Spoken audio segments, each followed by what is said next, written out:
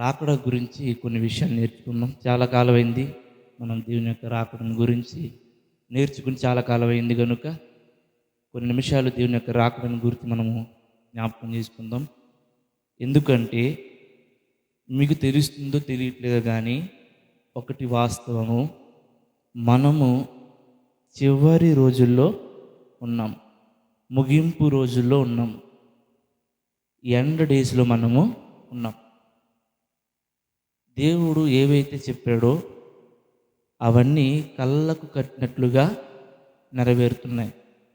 కరువులు అన్నాడు వస్తున్నాయి, భూకంపాలు అన్నాడు అవి కలుగుతున్నాయి, ఆశ్చర్యకరమైన తెగుళ్ళు అన్నారు అవి కలుగుతున్నాయి. ఇలా మనం చూస్తే దేవుడు ఏదైతే ఆయన రాకడకు ముందు జరుగుతాయని చెప్పారో అవన్నీ కూడా జరుగుతూ ఉన్నాయి ప్రియులారా. ఆయన ఇంకొక మాట చెప్పాడు, ఏమనంటే అంత్యకాలములలో మనుషులలోని ప్రేమ ఏమైపోతుందంట, చల్లారిపోద్ది అని చెప్పాడు. అందుకే మనం ఈరోజు చాలా న్యూస్ని మనం అనుసరిస్తే అందులో భర్తను చంపిన భార్య, భార్యను చంపిన భర్త, పిల్లల్ని చంపిన తల్లిని చంపిన పిల్లలు ఏమండి, ఇలా ఒకరినొకరు చంపుకునేటువంటి కర్కశమైనటువంటి పరిస్థితిలోనికి ప్రపంచం ఎందుకు వెళ్ళిపోయిందంటే సమాధానం మీకు తెలుసు. మనం ఎందులో ఉన్నాము? అంత్యకాలములో ఉన్నాము, ముగింపు రోజుల్లో మనము ఉన్నాం. దీన్ని బట్టి మనం అర్థం చేసుకోవాల్సిన విషయం ఏంటంటే దేవుని రాకడ అతి సమీపముగా ఉంది. మీరు అనుకోవచ్చు, ఏమండి మీ నాన్నగారు మీ తాతయ్య గారు వీళ్ళందరూ కూడా దేవుడు రాకడ వస్తుంది అనేవారు, కానీ ఏంటండి ఇంకా రావట్లేదు అని మీరు అనుకోవచ్చు. మీకు తెలుసా, దేవుని సమయాలు వేరు, మన సమయాలు వేరు. దేవుని కాలాలు వేరు, మన కాలాలు వేరు. ఇప్పుడు ఉదాహరణకు మీరు మీ ఇంట్లో ఒక ఫంక్షన్ జరుగుతుంది, మీరు మీ బంధువులందరినీ ఆహ్వానించారు, అలాగే ఒక రాజకీయవేత్తలను కూడా మీరు ఆహ్వానించారు, ఒక ఎమ్మెల్యేని ఆహ్వానించారు అనుకున్నాం. కాసేపు బంధువులు ముందు వస్తారా, ఎమ్మెల్యే ముందు వస్తారా? బంధువులు ముందు వస్తారు. ఎమ్మెల్యే గారు కూడా మీరు ముందు రావాలని చెప్తారు, కానీ ఆయన వేరే టైంకి వస్తారు. ఆయన టైము ఆయనది, ఆయన టైం వేరు. టయానికి వస్తారు, టయానికి ఉంటారు, టయానికి వెళ్తారు. బంధువులు అయితే అలా కాదు. అంటే మనం అర్థం చేసుకోవాల్సిన విషయం ఏంటంటే టైం అనేది ఏమైంది, మారింది. వీళ్ళ టైం వేరు, వాళ్ళ టైము వేరు. అలాగే మానవుని టైం వేరు, దేవుని టైము వేరు. అయితే దీనికోసం మనం ముందు ఇంకా నేర్చుకునేటువంటి ప్రయత్నం చేద్దాం. అయితే చిన్న ఎగ్జాంపుల్ ఇస్తాను, జాగ్రత్తగా గుర్తుపెట్టుకోండి. మనుషుల కాలానికి దేవుని కాలానికి తేడా చెప్తాను. ఈ భూమి మీద 1000 సంవత్సరాలు, క్షమించండి, ఈ భూమి మీద 24 గంటల సమయము, పరలోకములో 1000 సంవత్సరాలు. అర్థమవుతుందా? ఈ భూమి మీద 24 గంటల సమయము, పరలోకములో 1000 సంవత్సరాలు. నా ప్రశ్న, యేసుక్రీస్తు ప్రభుల వారు వెళ్ళి ఈ భూమి మీద నుండి పరలోకానికి వెళ్ళి ఎన్ని సంవత్సరాలు అవుతుంది? సుమారు 2000 సంవత్సరాలు అవుతుంది. కానీ అది దేవుని దృష్టికి ఎలాగో తెలుసా? 2 రోజులే అయ్యింది. ఈ భూమి మీద 500 సంవత్సరాలు దేవుని దృష్టికి 12 గంటలు. ఈ భూమి మీద 250 సంవత్సరాలు దేవుని దృష్టిలో లేదా పరలోకంలో ఉన్న గడియారాన్ని బట్టి 6 గంటలు. ఈ భూమి మీద 125 సంవత్సరాలు, పరలోకంలో 3 గంటలు. ఈ భూమి మీద 31 సంవత్సరాలు, పరలోకంలో 45 నిమిషాలు. ఎంత తేడా చూసారా? ఈ భూమి మీద ఒక్క దినము, పరలోకములు ఎంతకాలము? 1000 సంవత్సరములు. కనుక దేవుడు ఒక రోజు వెళ్దాంలే అని అనుకున్నాడంటే ఇక్కడ భూమి మీద మనుషులు ఎంతకాలము వెయిట్ చేయాలి? 1000 సంవత్సరాలు వెయిట్ చేయాలి. దేవుడు ఒకరోజు కూడా నాకు తెలిసి ఇంకా ఆలస్యం చేయడు. ఎందుకంటే ఒకరోజు అయితే 1000 సంవత్సరాలు అయిపోతుంది కదా. కొన్ని మినిట్స్ మాత్రమే దేవుడు పరలోకంలో ఆలస్యం చేయబోతున్నాడు. అయితే ఒకటి వాస్తవం ప్రియులరా, ఆయన అతి త్వరలో రాబోతున్నాడు. నమ్మితే స్తోత్రం చెప్దామా? హల్లెలూయా. యేసుక్రీస్తు ప్రభుల వారు అతి సమీపముగా రాబోతున్నారు. ఎలా రాబోతున్నారు అంటే ఆయన దొంగ వలె ఆయన రాబోతున్నాడు. ఆయన దొంగ వలె రాబోతున్నాడు అంటే అర్థం ఏంటంటే హఠాత్తుగా రాబోతున్నాడు. దొంగ ఎలా వస్తాడు పిల్లలు ఇంటికి? 10ంటికి వచ్చి పాంపులింటి ఇచ్చి రేపు సాయంత్రం వస్తానమ్మా 2 గంటలకి, తాళం ఎక్కడ పెట్టారు కొంచెం చెప్పి అంటారు దొంగలు. ఎప్పుడు వస్తారో, ఎలా వస్తారో, ఎప్పుడు దోచుకుని వెళ్ళిపోతారు ఎవరికి తెలియదు. మనం లేస్తే ఏంటి అక్కడ ఏమి లేదు, అవి తెలియదు అంటే అప్పుడు తెలుస్తుంది మనకి. దేవుడు కూడా అలాగే వస్తాడు, దొంగ వలె వస్తాడు. అంటే చెప్పబెట్టకుండా ఆయన వస్తాడు ఒక రోజు. ఆ కాలం మాత్రం చాలా దగ్గరగా ఉంది ప్రియులారా. ఎందుకంటే ప్రస్తుతం పరిస్థితులు లేదా ప్రస్తుతం లోకాన్ని, ప్రస్తుత వైపరీత్యాలు, ప్రకృతి వైపరీత్యాలను మనం దృష్టిలో పెట్టుకోగలిగితే మనం చెప్పకనే చెప్పచ్చు మనం చాలా భయంకరమైనటువంటి ముగింపు రోజులు మనము ఉన్నాం. దేవుడు ఎలా వస్తాడు అంటే 1వ దశలోనికలు రాసిన పత్రిక 4వ అధ్యాయము 14వ వచనం. 1వ దశలోనికలకు రాసిన పత్రిక 4వ అధ్యాయము 14వ వచనం. యేసుక్రీస్తు ప్రభుల వారు మృతి నొంది తిరిగి లేచినని మనము నమ్మిన యెడల అదే ప్రకారము యేసునందు నిద్రించే వారిని దేవుడు ఆయనతో కూడా వెంటబెట్టుకుని వచ్చును. దేవుడు ఎలా వస్తాడంటే ఆయన మరణించిన భక్తులందరినీ ఆయన వెనకాల పెట్టుకుని వస్తాడు. అందులో బైబిల్లో ఉన్నటువంటి భక్తులందరూ ఉంటారు. అలాగే మా నాన్నగారు కూడా ఉంటారు. దేవునికి స్తోత్రం కలుగునుగా. మరణించిన వారిని అందరినీ, క్రీస్తునందు మృతి పొందిన వారిని అందరినీ కూడా దేవుడు వెంట పెట్టుకుని వస్తాడు. తర్వాత యేసు మృతి పొంది తిరిగి లేచిన తర్వాత 15 చదవండి. మేము ప్రభువు మాట బట్టి మీతో చెప్పున్నదేమనగా, ప్రభువు రాకడ వరకు సజీవులమై నిలిచియుండు మనము నిద్రించిన వారి కంటే ముందుగా ఆయన సన్నిధికి చేరము. దేవుని రాకడకు ముందుగా ఏం జరుగుతుందంటే ఆర్భాటముతోనూ ప్రధాన శబ్దముతోనూ దేవుని బోరతోనూ పరలోకము నుండి ప్రభువు దిగివచ్చును. క్రీస్తునందు మృతులైన వారు మొదట లేతురు. ఆ మీదట సజీవులమై నిలిచియుండి మనము వారితో కూడా ఏకముగా ప్రభువును ఎదుర్కొనుటకు ఆకాశ మండలమునకు మేఘముల మీద కొనిపోబడుదుము. దేవునికి స్తోత్రం కలుగునుగా. యేసుక్రీస్తు ప్రభుల వారు మొట్టమొదటిగా ఆయన ఈ భూమి మీదకి కన్య మరియ గర్భాన్ని ఆయన ఈ భూమి మీదకి రావటం అనేది జరిగింది.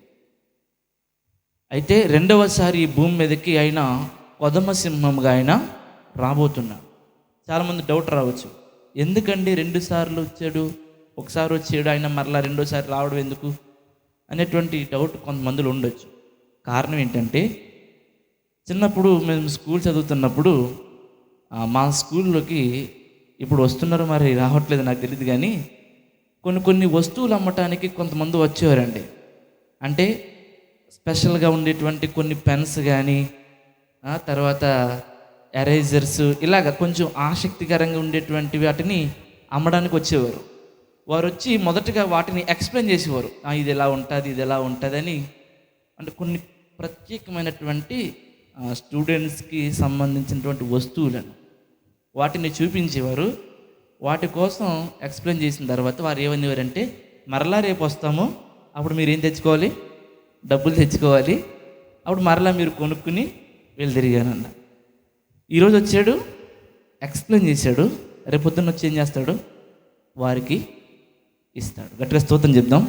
అలాగే మొదటిగా యేసుక్రీస్తు ప్రభువు ఈ భూమి మీదకి వచ్చినప్పుడు ఆయన మానవులమైన మనం ఎలా బ్రతకాలి అనే దాన్ని ఎక్స్ప్లెయిన్ చేశారు, నోటితో కాదు, తమ జీవితం ద్వారా. గట్టిగా స్తోత్రం చెప్దామా. ఆయన బ్రతికారు, మీరు కూడా ఇలా బ్రతకండి అని చెప్పారు. రెండవసారి ఎందుకు రాబోతున్నాడంటే బ్రతికిన వారిని ఆయనతో పాటు తీసుకువెళ్ళడానికి ఆయన రెండవసారి రాబోతూ ఉన్నాడు. ఆయన వచ్చినప్పుడు ప్రధాన దూత శబ్దముతోనూ దేవుని బోరతోనూ ఆయన ఈ భూమి మీదకి వస్తారు.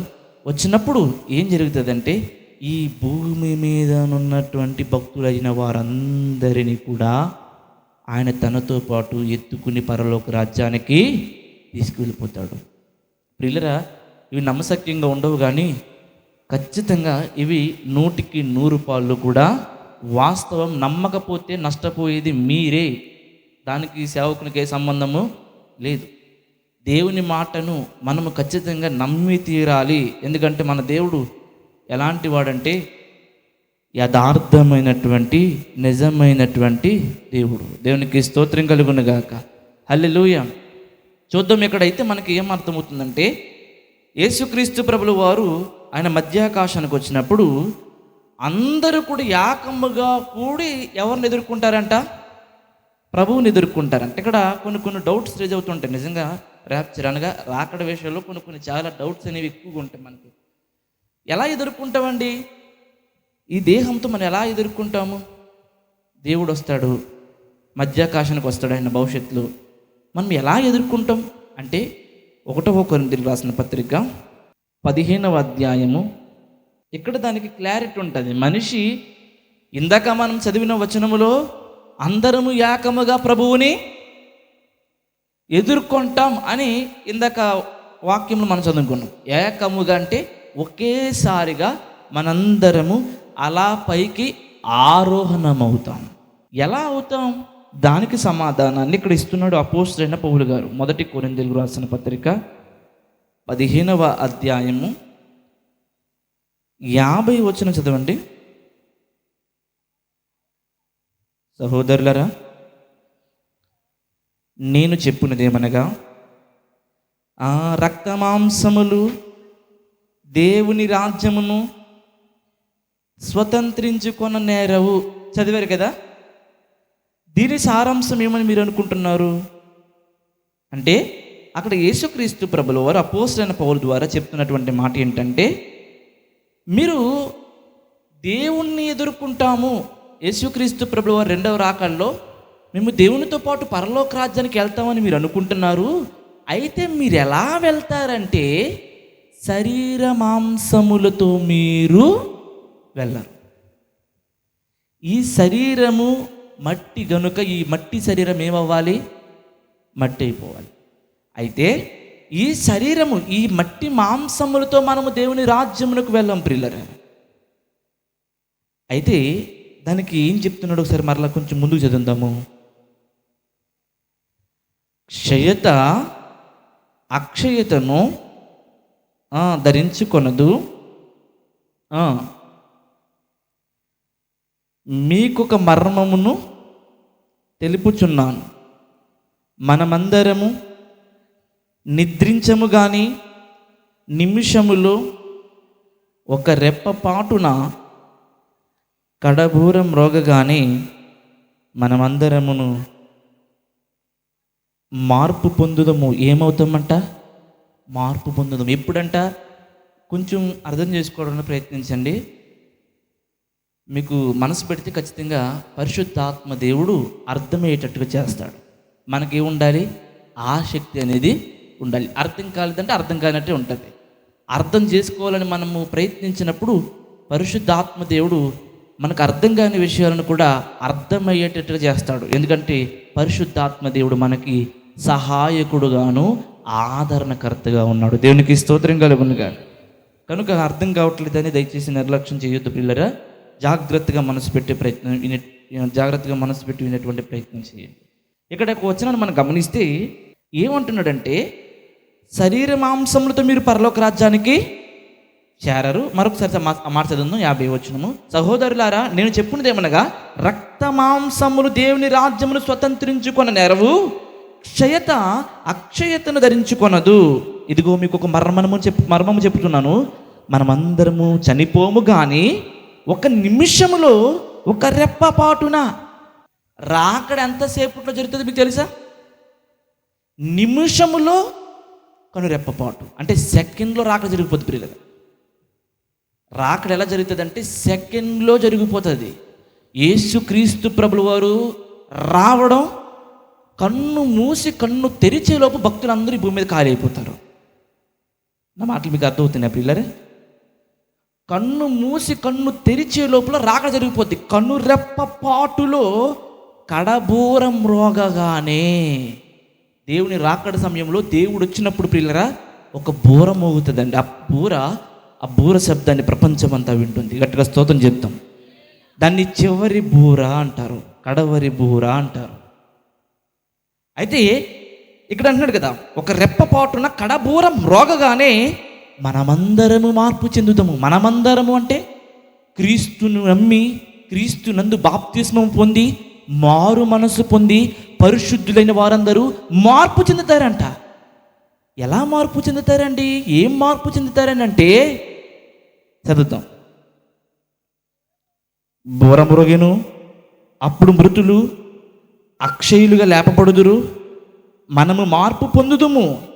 క్షయమైన ఈ శరీరము అక్షయతను ధరించుకొనవలసి ఉన్నది, మర్త్యమైన ఈ శరీరము అమర్త్యతను ధరించుకొనవలసి ఉన్నది. ఎక్కడ రివీల్ చేసాడు పిల్లలు, మనము పరలోక రాజ్యానికి ఏ శరీరంతో వెళ్తామనేది. గట్టిగా దేవునికి స్తోత్రం చెప్దాం. ఏ శరీరంతో వెళ్తాం తెలుసా? యేసుక్రీస్తు ప్రభువు వారు వచ్చినప్పుడు ఈ మట్టి శరీరం చూసారా, మర్త్యమైనది అమర్త్యము అంటే మరణమైన ఈ శరీరము మరణము లేని శరీరముగా మార్చబడుతుంది. స్తోత్రం కలుగునుగా. నెంబర్ 2, అక్షయమైన ఈ దేహము క్షయమైన ఈ దేహము అక్షయమైన దేహముగా మార్చబడుతుంది. క్షయము అంటే నాశనం అయిపోయేది, మర్త్యము అంటే మరణించేది, అమర్త్యము అంటే మరణము లేనిది, అక్షయమైనదంటే నాశనము కానిది.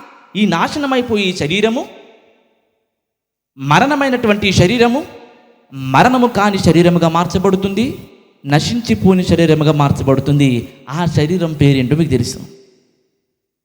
వెరీ గుడ్, మహిమ శరీరము. గట్టిగా దేవునికి స్తోత్రం చెప్దాం. హల్లెలూయా. మనందరము మార్చబడుదుము అన్నాడు ఆయన. ఎవరు మార్చబడతారో తెలుసా? దేవునితో పాటు ఎత్తబడేవారు శరీరము మట్టి శరీరము మహిమ శరీరముగా మార్చబడుతుంది. మీకు ఇంకా అర్థం కావాలంటే పిల్లలు, మీరు ఆల్రెడీ చాలాసార్లు వినే ఉంటారు. 2 తిరగలు విసురుతున్నారంట. 2 స్త్రీలు ఏం చేస్తున్నారు? తిరగలు విసురుతున్నారు. ఇప్పుడు ఉన్నాయా తిరగళ్ళు? ఉన్నాయేమో అక్కడక్కడ కొంచెం. అయితే 2 స్త్రీలు తిరగలు విసురుతుంటే ఒక స్త్రీ ఎత్తబడింది, ఒక స్త్రీ విడువబడింది. యేసుక్రీస్తు ప్రభువు వారు ఉపమానంగా చెప్పారు. అది జరగలే, ఇంకా రెండో రాకడ జరగలేదు కదమ్మా, అందుకే జరగలేదు. కానీ యేసుక్రీస్తు ప్రభువు ఇలా ఉంటుందని ముందు ఆయన కొన్ని ఎగ్జాంపుల్స్ చెప్పాడు. ఒక స్త్రీ ఏం చేసింది? 2 స్త్రీలు తిరగలు విసురుతున్నారు, మాట్లాడుకుంటా విసురుతున్నారు. ఒక స్త్రీ ఎత్తబడింది, ఒక స్త్రీ విడవబడింది. అంటే ఈ విడవబడిన స్త్రీ దేహం మహిమ దేహముగా మార్చబడలేదు ఆమె, కాబట్టి ఆమె ఏమైంది? విడవబడింది. ఇంకొక స్త్రీ ఉంది, ఆమె దేహం మహిమ దేహముగా మార్చబడింది, ఆమె ఏమైంది? ఎత్తబడింది. మీకు ఇంకా అర్థం కావాలంటే పిల్లరా, ఒక్క విషయాన్ని మీకు బాగా గుర్తుపెట్టుకోండి. ఒక్క విషయం గుర్తుపెట్టుకోండి, మనము బ్రతుకుండగానే రాకడంటూ జరిగితే, నేను నమ్ముతున్నాను అలాంటివి ఉండే పరిస్థితులు కాదంటారు చెప్పండి.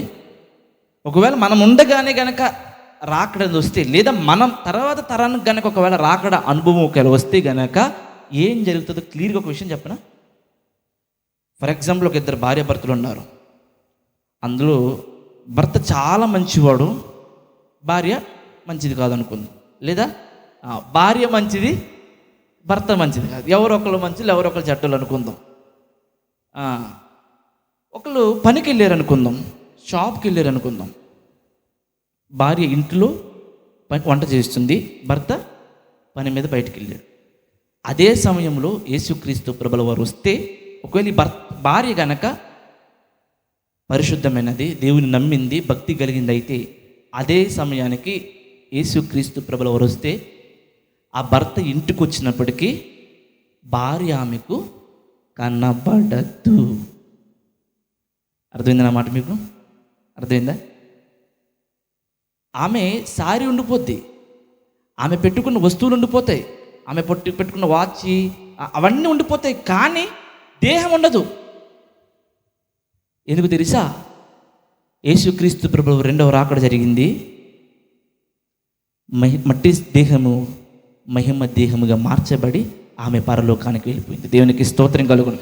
మరలా చెప్తున్నాను, బాగా గుర్తుపెట్టుకోండి. ఒక రోజు రాబోతుంది, ఇక్కడ ఉన్నటువంటి యవనస్తులు, పెద్దలు, స్త్రీలు, పురుషులు అందరూ గుర్తుపెట్టుకోండి ప్రియులరా. ఒక రోజు రాబోతుంది. దేవుడు ఎప్పుడు వస్తాడో, ఎక్కడ వస్తాడో, ఎలా వస్తాడో ఎవరికి తెలియదు. ఆయన త్వరలో రాబోతున్నాడు. అయితే ఒక్కరోజు ప్రియులరా, ఈ భూమి మీద మనము గనక దేవునిలో సరిగ్గా బ్రతకకుండా, భక్తులుముగా కాకుండా, ఒకవేళ పాపములు మనం కొనసాగితే చాలామంది మనము చూడము. చాలామంది ఏమవుతారు? ఖాళీ అయిపోతారు. ఈ భూమి మీద వారి స్థలం ఏమైపోద్ది? ఖాళీ అయిపోద్ది. ఫర్ ఎగ్జాంపుల్, 2 పిల్లలు తల్లిదండ్రులు ఉన్నారు అనుకోండి. తల్లిదండ్రులు చాలా భక్తులు ఇంట్లో ఉన్నారు. పిల్లలిద్దరూ కాలేజీకి వెళ్ళారు. అదే రోజు దేవుడు రాకడ వచ్చేసింది. ఆ పిల్లలిద్దరూ కాలేజీలో ఉండో, స్కూల్లో ఉండి ఇంటికి వచ్చినప్పటికీ తల్లిదండ్రులు ఇంట్లో ఉండరు. కేవలం బట్టలు, ఆ పై వస్తువులు అవి మాత్రమే ఉంటాయి. మట్టి శరీరము మహిమ శరీరముగా మార్చబడి వారి దేవుని తెలిపోతారు. దేవునికి స్తోత్రం కలుగు. రాకడ అయిపోయిందంటే రాకడ అయిపోయింది. రాకడంటే అదే గంటల తరబడి జరుగుతుంది అనుకోకండి. కన్ను రెప్ప పాటులో. ఫర్ ఎగ్జాంపుల్, ఇంకా మీకు అర్థం కావాలంటే, ఇదే క్షణం కనుక దేవుడు వస్తే ఇక్కడ భక్తులైన వారందరూ వెళ్ళిపోతారు. వారి డ్రెస్సులు, వారి వస్తువులు మాత్రమే ఉండిపోతాయి. మిగతా వారు ఇంకేం చేయలేరు. గుండెలు బాదుకుంటే ఏడవడం తప్ప అంతకన్నా అవకాశం ఏది లేదు. విడవబడిన వారి కొరకు ఏర్పరచబడిన ఆ నరకంలోనికి దేవుడు వారిని ఏం చేస్తాడు? త్రోసేస్తాడు ప్రియులారా. అందుకంటాడు కదా, రాకడ ఎలా జరుగుతుందంట? ఒక్క రెప్ప పాటులో కడబూరం రోగగానే మనందరం మార్పు చెందుతాం. మనందరం కూడా పరలోక రాజ్యానికి వెళ్ళిపోతాం. ఇంకా విడవబడ్డం అంటే ప్రియులారా, ఆ ఏడ్పుకి ఏమండి మనల్ని ఓదార్చేవాడు ఎవడున్నాడండి? అప్పుడు గుర్తొస్తాయి సేవకులు ఎంతగా చెప్పారో, ఏమి చెప్పారో, మారమని ఎందుకు ప్రతిపాలరు. అప్పుడు గుర్తొస్తాయి ప్రియులారా. అప్పుడు మనల్ని రక్షించే నాదుడే ఉన్నాడండి. మనల్ని కాపాడే నాదుడే ఉన్నాడు. మనల్ని తప్పించే నాదుడే ఉన్నాడు. ఎందుకు దేవుడు సేవకులను పెట్టుకుని, రే వాళ్ళు వినకపోయినా చెప్పండ్రా, వాళ్ళు తిట్టుకున్నా, విసుక్కున్నా, తిరగబడినా, ఏం చేసినా నువ్వు వెళ్ళి చెప్పరా అని దేవుడు ఎందుకు పంపిస్తున్నాడంటే, రాబోతున్న కాలం చాలా ప్రమాదకరమైనది. మార్పు చెంది బిడ్డలుగా మనందరము కూడా ఉండాలి. 2 చేతులైతే దేవునికి స్తోత్రం చెప్తాం. హల్లెలూయా ప్రియులారా. కాబట్టి దేవుని రాకడ అతి సమీపంగా ఉంది కనుక ఈ మట్టి శరీరం ఎలా మార్చబడుతుంది? మహిమ శరీరముగా మార్చబడుతుంది. క్రీస్తు దగ్గరగా వెళ్ళిపోతుంది. ఒక్కసారి ఆలోచించండి. మన దేహములు మహిమ దేహముగా మారగల అంటారా? ఒకవేళ యేసుక్రీస్తు ప్రభువు వస్తే మన గతి ఏంటి? మన పరిస్థితి ఏంటి? మీ పరిస్థితి ఏంటి? మీ భర్త పరిస్థితి, మీ భార్య పరిస్థితి, మీ పిల్లల పరిస్థితి ఏంటి? అందరూ సిద్ధపడ్డారా? అందరూ సిద్ధపడుతున్నారా? దేవుని 2వ రాకడలో ఆయనతో పాటు ఎదుర్కోవడానికి, ఆయనతో పాటు పరలోక రాజ్యానికి వెళ్ళడానికి, ఆ యొక్క దేవుని యొక్క పరలోక రాజ్యంలో జరగబోయేటువంటి ఆ విందుకు మీరు, మీ కుటుంబం, మన సంఘం అంతా వెళ్ళాలని నేను మనస్ఫూర్తిగా ఆశిస్తున్నాను ప్రియులారా. కానీ చెప్పడం వరకు నా బాధ్యత. నేను చేసేదేమీ లేదు. దయచేసి ఎప్పటికైనా ఆలోచించండి ప్రియులారా. ఎప్పటికైనా ఆలోచించండి. ఇంకా రోజులు బాగుంటాయని అనుకోకండి. ఇంకా రానున్న రోజుల్లో ఏదో జరుగుతుంది, ఏది ఇంకా బాగుంటాయని అనుకోకండి ప్రియులారా. వచ్చే రోజులన్నీ కూడా ఇంకా భయంకరమైన, ప్రమాదకరమైన దుర్దినాలే ప్రియులారా. అందుకే ఆ ప్రసంగి గారు అంటారు, మృతి నొందిన వారే ధన్యులంట. దేవునికి స్తోత్రం కలుగును. ఒక రకంగా చెప్పాలంటే, ఆ రోజు చూడకుండా మరణించిన వారే ధన్యుడు. ఈ రోజుల్లో బ్రతుకున్నవాడు ధన్యుడు కాదండి, మరణించిన వాడు ధన్యుడండి. ఈ రోజుల్లో ఇంకా రానున్న రోజుల్లో చాలా గడ్డు పరిస్థితి, చాలా ప్రమాదకరమైనటువంటి పరిస్థితులు మనం ఎదుర్కోబోతున్నాం. కనుక రెప్పపాటులో దేవుని రాకడ జరుగుతుంది. రెప్పపాటులో ఆయన వస్తాడు. రెప్పపాటులో ఈ భూమి మీద ఉన్న భక్తులందరూ కూడా వారి యొక్క వస్త్రములను, వారి యొక్క వస్తువులన్నింటిని విడిచి శరీరముగా వారి భూమి మీద వారి ఖాళీ చేసుకుని వారు ఎక్కడికి వెళ్ళిపోతారు. అప్పుడు ఏం చేస్తాడు తెలిసి దేవుడు? వారందరినీ ఏకముగా తన పరలోక రాజ్యానికి తీసుకెళ్తాడు. అప్పుడు మన కొరకు ఆయన నిర్మిస్తున్నటువంటి ఇల్లులు ఉన్నాయి చూసారా, అవి మనకిస్తాడు. దేవునికి స్తోత్రం కలుగునుగా. హల్లెలూయా. అప్పుడు మనకిస్తాడు ఆయన. వెళ్ళాలి, మనందరం కూడా వెళ్ళాలి ప్రియులు. ఎంతకాలం ఎంత భక్తి చేసి చివరిలో ఆ యొక్క పరలోక రాజ్యాన్ని మనం కోల్పోయామనుకోండి, చాలా దారుణమైన పరిస్థితి. చాలామంది డౌట్ రావచ్చు, ఏమండి ఎంతో చాలా భక్తిగా ఉంటున్నామండి, కానీ ఒక్కొక్క పాపంలో మేము పడిపోతున్నామండి. అయితే మరి ఒక పాపం చేస్తే దేవుడు మనకి పరలోక రాజ్యాన్ని ఇస్తాడా, ఇవ్వడా అని చాలామంది డౌట్ రావచ్చు. దయచేసి గమనించండి ప్రియులరా. మనిషి మరణించే సమయానికి ఒక్క పాపము కూడా ఆ వ్యక్తిలో ఉండకూడదు. నేను ఏడిపేది దేవుడి దగ్గర. ఒక్క పాపము కూడా మనిషిలో మరణించేసరికి, లేదా దేవుడు వచ్చేసరికి మనిషిలో ఉండకూడదు. ఒక్క పాపం ఉన్నతడు పరలోక రాజ్యానికి వెళ్ళడు. ఇప్పుడు విద్యార్థి 6 సబ్జెక్టులు పాస్ అయిపోయాడు, ఒక సబ్జెక్టే ఫెయిల్ అయిపోయాడు, పాస్ చేస్తారా? చెప్పాలి దయచేసి. అది క్రూరత్వం అనుకుందామా? అది మూర్ఖత్వం అనుకుందామా? కాదు. ఆడన్నిట్లో ఏమవ్వాలి? పాస్ అవ్వాలి. అలాగే దేవుడు కూడా అన్ని విషయాల్లో మనం పాస్ అయినప్పుడే మనకి పరలోక రాజ్యాన్ని ఇస్తాడు పిల్లలు. ఎలాగంటే పాపం మానడం అంటే, మరలా చెప్తున్నట్టు పిల్లలు, ఏ పాపానైనా మానిపించే ఒకే ఒక్క శక్తి కలిగినటువంటి ఆయుధం ఏదైనా ఉంటే ప్రార్థన. వన్ బైబిల్ చదివినా మరలా మనం పాపం చేసే అవకాశం ఉంటుంది పిల్లలు. బైబిల్ చదివినప్పుడు మన మనస్సు కాసేపు అలా డైవర్ట్ అయినా తర్వాత మరలా పాపం ప్రేరేపిస్తుంటుంది. ఎందుకంటే మనం పాప ప్రపంచంలో ఉన్నాం కనుక. పాపము చేయకుండా బ్రతకడం ఎలా సాధ్యం అంటే ప్రార్థనతోనేది సాధ్యం. కాబట్టి మనందరము కూడా సిద్ధపడేవారిగా ఉండాలి. ఒక ఉదాహరణ మీకు అర్థమయ్యేటట్టుగా చెప్పి ఇంకా ముందుకెళ్ళేటువంటి ప్రయత్నం చేస్తాను. చదువుదాం ఒకసారి. దేవుని రాకడ ఎలా జరుగుతుంది అనేది ఇందాక మనం చదువుకున్నాం. కనురెప్పపాట్లది జరిగిపోద్ది. తర్వాత మత్తయి సువార్త 24:30 దేవుని రాకడ ఎలా జరుగుతుందో ఒక పోలిక పోలుస్తున్నాడు పిల్లలు. 3-4 ఉందా? మత్తయి సువార్త 24:30 దేవుని రాకడ ఎలా జరుగుతుంది? అప్పుడు మనుష్య కుమారుడు కనబడును. 24:27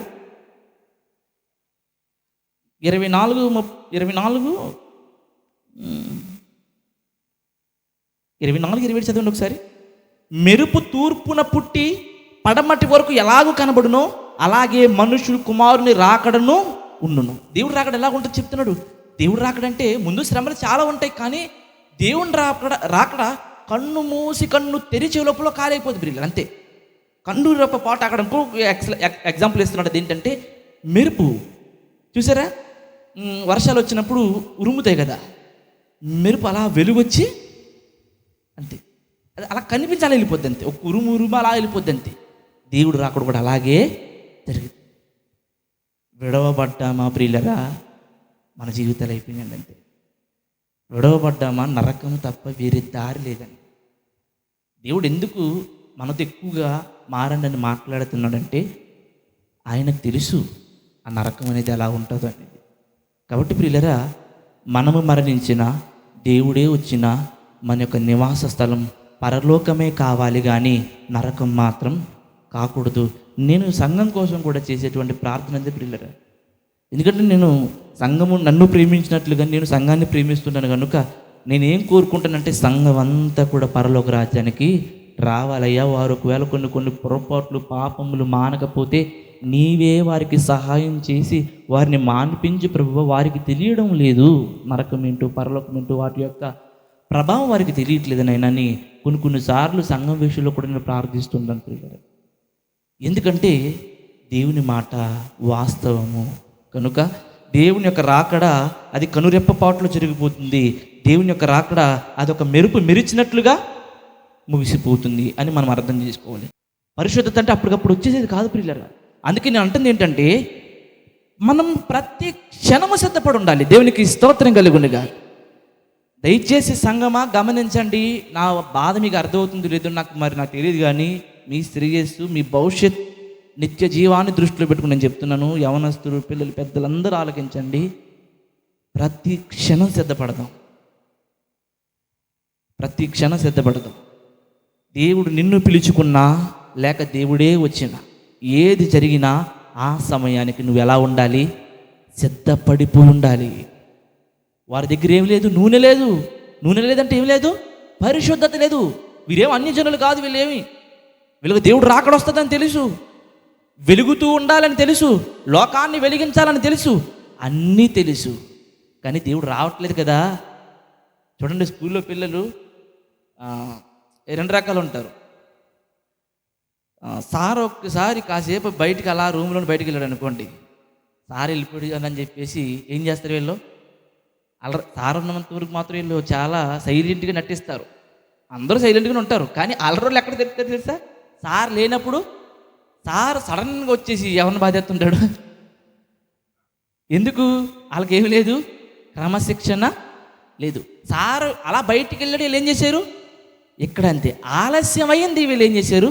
పరిశుద్ధత అనే నూనెను కోల్పోయారు. కాబట్టి వీళ్ళరా దేవుడు ఎప్పుడైనా రావచ్చు.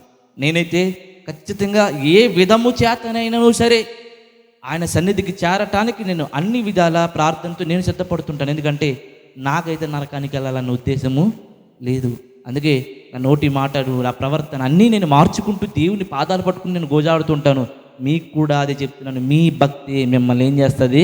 కాపాడుతుంది. రానున్న రోజులన్నీ ప్రమాదకరమైన రోజులు. ఏం ఊహించుకోకండి. జీవితం ఏదో గొప్పగా ఉంటుందని ఏమీ ఊహించుకోకుండా రానున్న రోజులన్నీ కూడా చాలా ప్రమాదకరమైన రోజులు. యవ్వనస్తులు దయచేసి ముందు గుర్తుపెట్టుకోండి ప్రియులారా. నువ్వు క్రైస్తవ కుటుంబంలో పుట్టవంటే చాలా అదృష్టవంతుడు, లేదా చాలా గొప్ప భాగ్యం. అది రక్షణను కాపాడుకునే వారిగా మనందరం కూడా ఉండాలి. ఒకసారి 2 వచనాలు చదువుదాం మనము. తీతుకు రాసిన పత్రిక రాకడ దినములో మనం ఎలా ఉండాలి అనేది 2 వచనాలు. తీతుకు రాసిన పత్రిక 2వ అధ్యాయం 13 వచనం. సమయం అవుతుంది. అనగా మహాదేవుడును మన రక్షకుడునైన యేసుక్రీస్తు మహిమ యొక్క ప్రత్యక్షత కొరకు ఎదురు చూచు. మనం ఏం చేయాలంట? ఎదురు చూడాలి. వెయిట్ చేయాలి, ఎదురు చూడాలా? ఎదురు చూచుచు ఈ లోకములో ఎలా ఉండాలంట? మంచి బుద్ధితోనూ నీతితోనూ భక్తితోనూ బ్రతికుచుండవలెను. దేవునికి స్తోత్రం కలుగును గాక. ఏం చేయాలంట? బ్రతుకుతూ ఉండాలంట. ఎలా బ్రతకాలంట? 13 ఎలా బ్రతకాలంటే, మనము ఈ లోకములో స్వస్థ బుద్ధితోనూ నీతితోనూ భక్తితోనూ మనం ఏం చేయాలి? బ్రతకాలి. భక్తితో మనం బ్రతకాలి. దయచేసి ఇంట్లో ఎవరైనా ఒకరు, అందరికి చెప్తున్న ఈ విషయం జాగ్రత్తగా గమనించండి.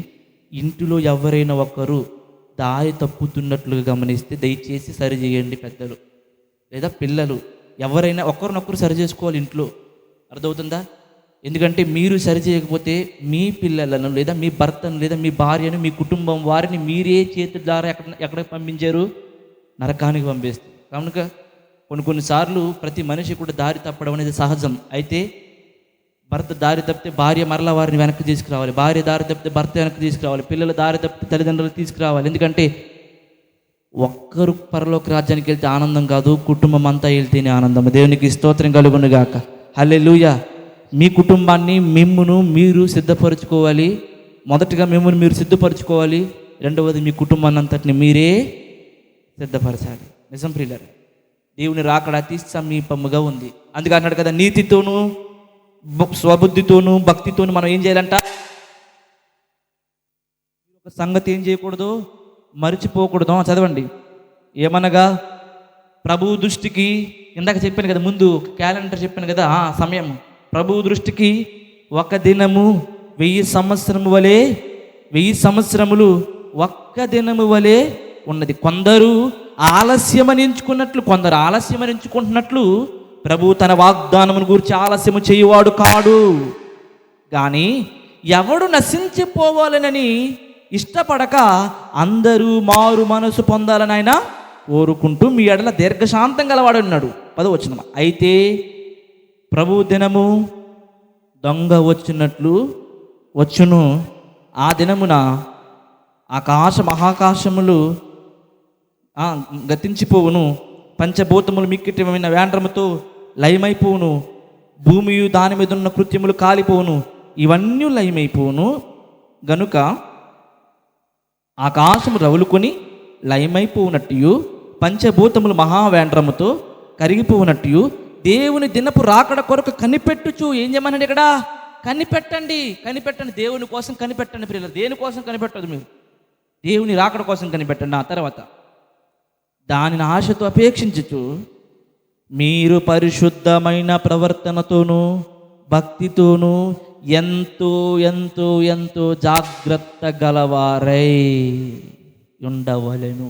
జాగ్రత్తగా ఉండకపోతే ఏమవుతుందంటే ఎవరికి నష్టం కాదు, మనకి నష్టం. మనమే విడవబడతాం.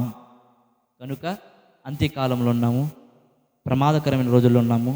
దయచేసి సంఘానికి అందరికీ నేను ఇస్తున్నటువంటి ఒక చిన్న సలహా ఏంటంటే, దయచేసి భక్తిని కాపాడుకోండి. ఇంకా ఏమైనా ప్రవర్తన మార్చుకోవాలా, దయచేసి మార్చుకోండి. ఇంకా ఏమైనా మానండి. దేవుడు ఇంకా అవకాశం ఇస్తున్నాడు. ఏం చేస్తున్నాడు? ఆయన అవకాశం ఇస్తున్నాడు. మనందరము ఏం చేయాలి? సిద్ధపడాలి. దేని కొరకు సిద్ధపడాలి? దేవుని రాకడ అతి త్వరలో చివరి బూర మోగబోతుంది. కనురెప్ప పాటులో పరిశుద్ధులైన వారందరూ పరలోక రాజ్యమునకు మహిమ దేహములతో వెళ్ళబోతున్నారు. దేవునికి స్తోత్రం కలుగునుగా. హల్లెలూయా. ఇంకను ఎవరైనా బాప్తిస్మము తీసుకునే వారు ఉంటే యవనస్తులు కూడా దయచేసి మీకు ఇస్తున్న సలహా ఏంటంటే, యవనస్తులు కూడా బాప్తిస్మ నిమిత్తము వారు కూడా ప్రార్థన చేయండి. అర్థమవుతుందా? ఏం చేయాలమ్మా? యవనస్తులు కూడా వారి బాప్తిస్మ విషయంలో ప్రార్థన చేయాలి. ఆలస్యం చేయొద్దు. అస్సలు రక్షణను ఆలస్యం చేయొద్దు. ఎందుకు తెలిసి ఒక విషయాన్ని మీకు చెప్తాను పిల్లలు, మిమ్మల్ని భయపెట్టాలనే ఉద్దేశం కాదు, కానీ జీవితాలు ఎలా ఉన్నాయో మీకు అర్థం కావాలనే ఉద్దేశం, రోజులు ఎలా ఉన్నాయో మీకు తెలియాలనే ఉద్దేశంతో ఒక యవనస్తుడు 31st నైటు, సాధారణంగా నూతన సంవత్సరంలో బాప్తిసాలు ఇస్తుంటారు కదా, జనవరి 1 న్యూ ఇయర్, అలాగే కొత్త జీవితం అని చెప్పేసి ఆ ఉద్దేశంతో 31st నైటు సేవకుడు సంఘానికి అంతటికి వాక్యాన్ని బోధించాడు. రేపటి రోజున మీకు బాప్తిసాన్ని ఇస్తానని చెప్పాడు. అయితే చాలామంది బాప్తిసం తీసుకోవడానికి లేచారు, సిద్ధపడ్డారు. అయితే ఒక యవనస్తుడు లేచి తీసుకుందాం అనుకుని మరలా ఏ కారణం చేత కూర్చున్నాడో మనకు తెలియదు, కూర్చున్నాడు. అయితే 31st నైట్ ఆరాధన జరిగిపోయింది. జనవరి 1 వచ్చింది. చెప్పాడు కదా పాస్టర్ గారు, ఏమన్నారు? రేపటి రోజు నాడు మీ అందరికి మేము ఏమి ఇస్తాము? బాప్తిస్మాన్ని ఇస్తాము అని చెప్పారు కదా. అవును, జనవరి 1 వచ్చింది. యవనస్తులందరూ బాప్తిసం తీసుకునే వారందరూ మనం ఎలాగైతే సావరం వస్తామో అలాగే వీళ్ళందరూ కూడా బాప్తిస్మము తీసుకోవడానికి ఒక కాలువ దగ్గరికి వెళ్తూ ఉన్నారు. ఈ యవనస్తుడు కూడా వారితో పాటు సరదాగా వెళ్తూ ఉన్నాడు ప్రియులారా. అయితే వీరందరూ వెళ్ళారు. రోడ్డు దాటాల్సినటువంటి పరిస్థితి వచ్చింది. యవనస్తులందరూ కూడా రోడ్డు దాటారు. అయితే ఈ యవనస్తుడు కూడా రోడ్డు దాటుతున్నటువంటి ఆ సమయంలో ఒక లారీ వచ్చి ఆ యవనస్తుని మీద నుండి వెళ్ళిపోయింది. స్పాట్లో చనిపోయాడు ప్రియులారా. ఏమయ్యాడు? స్పాట్లో చనిపోయాడు. అయితే విచిత్రం ఏంటంటే ఆ యవనస్తుడి డైరీలో ఇలా రాసుంది. ఏమని తెలుసా? మరలా సంవత్సరం జనవరి 1కి నేను బాప్తిస్మము తీసుకుంటాను. ఇప్పుడు మీరు అనుకోవచ్చు, ఏంటంటే బాప్తిస్మము తీసుకోనందుకు దేవుడు చంపేశాడా? కాదు, ఆ రోజే ఆ వ్యక్తికి చివరి రోజు. అయితే బాప్తిస్మం తీసుకుంటే అతను ఎక్కడికి వెళ్ళిపోయేవాడు? పరలోకానికి వెళ్ళిపోయాడు. రేపు మారదాం, ఎల్లుండి మారదాం అని అనుకోకండి. రేపు ఉంటామో లేమో తెలియనటువంటి రోజులు. నేడే అనుకూల సమయం, నేడే రక్షణ దినం. కనుక యవనస్తులు కూడా చాలా జాగ్రత్తగా ఉండాలి. ఎందుకంటే ప్రియులారా, ఈ రోజుల్లో సాతాను యవనస్తులు